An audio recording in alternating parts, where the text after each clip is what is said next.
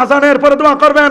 জানাজার নামাজের পরে কাতার ভেঙে দোয়া করা জায়েজ, দাফনের পরে দোয়া করা সুন্নত। কথা বলুন।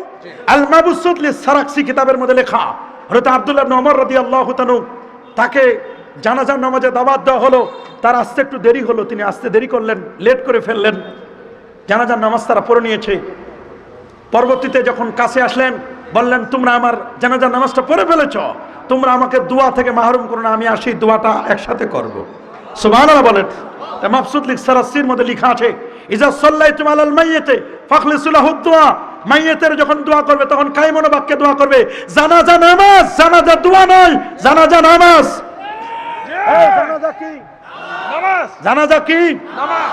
দুয়ার কিবলা হলো আসমান, আল্লাহর আরশ, আর জানাজা নামাজের কিবলা হলো আমরা নামাজের যে কিবলা। কথা বলেন ঠিক কিনা?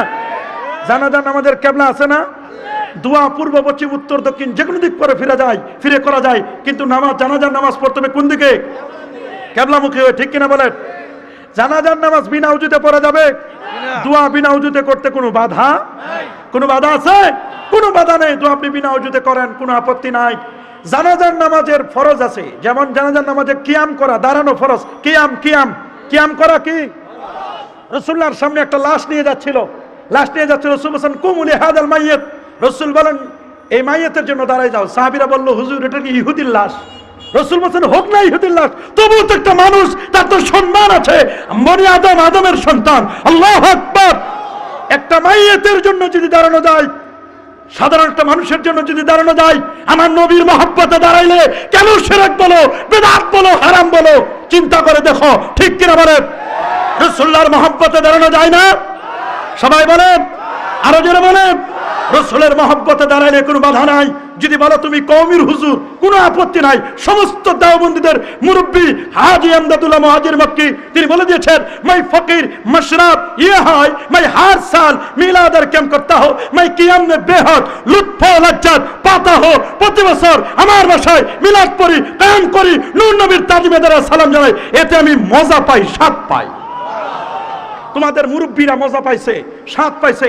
বেহেশতি খোলো, বেহেশতি কিতাবের মধ্যে লেখা আছে, মুসলমানদের ঘরে ঘরে বছরে বছরে, প্রতি সপ্তাহে সপ্তাহে, মাসে মাসে, সপ্তাহে সপ্তাহে, শুধু মসজিদে নয় দোকানপাটে বিভিন্ন জায়গায় মিলাদ মাহফিলের আয়োজন করা অত্যন্ত বাঞ্ছনীয়, আবশ্যকীয়। এই কথাগুলো আমি ওই দিন বলে দিয়েছি কুমিল্লা শহরে, এগুলো এখনো ইউটিউবে আছে, এই জন্য রিপিট করতে চাই না। এই কথাগুলো শুনবেন, গভীর মনোযোগ দিবেন। তাদের মুরব্বীরা সবাই মিলাদ পড়ছে, কিয়াম করছে। নতুন প্রজন্ম এসে যে কোন ভূতে ঢুকলো আল্লাহ জানে, কিসে পাইছে এদেরকে আল্লাহ তাআলা ভালো জানেন। বাবাই করছে একটা, ছেলে করে আরেকটা। কথা বলেন ঠিক না? এই জন্য ওরা তো স্বাদ পাবে না। যাদের দাঁত আছে তারা গরুর গোশত খাইলে স্বাদ পায়, চিবাই খায়। কথা বলেন। আর যারা পোকলা দাঁত সব পড়ে গেছে, গোশত খালি গিলে গিলে খায়, গিলে খাইলে মজা পাওয়া যায় না। আমরা তো বেদাতি নই, আমরা সুন্নি। সুন্নুন মানে দাঁত, আমাদের দাঁত আছে সুন্নি। আর সুন্নি মানে আত-তরিকাতুল মাসলাকা, যে নবীর সুন্নাত অনুযায়ী চলে। কথা বলেন ঠিক কিনা? আমরা আহলে সুন্নাহ ওয়াল জামাত। কথা বলেন ঠিক কিনা? এজন্য রাসূল বলেন যে তোমরা চুয়ালের দাঁত দিয়ে আঁকড়ে ধরবে, আলাইকুম বিন নওয়াজিস, চুয়ালের দাঁত দিয়ে তোমরা আমার সুন্নতকে আঁকড়ে ধরবে। সুবহানাল্লাহ বলেন। আমরা সুন্নি, আর ওরা আমাদেরকে বলে বেদাতি। বেদাতি আমরা নই, ওরা বেদাতি। ওদের দাঁত ছাড়া, বে মানে নাই, দাঁতি মানে দাঁত, ওদের দাঁত নাই। কথা বলেন ঠিক কিনা? ওরা গিলে গিলে খায়, মজা পায় না। আমাদের মিলাদে, আমাদের কিয়ামে চোখে পানি চলে আসে। এই মোস্তফাপুরের মাহফিলে যাই দেখে আসো, তোমরা যারা ছিলা বন্ধুরা, চোখের পানি রাখতে পারে নাই কিয়ামে। ঠিক কিনা বলেন?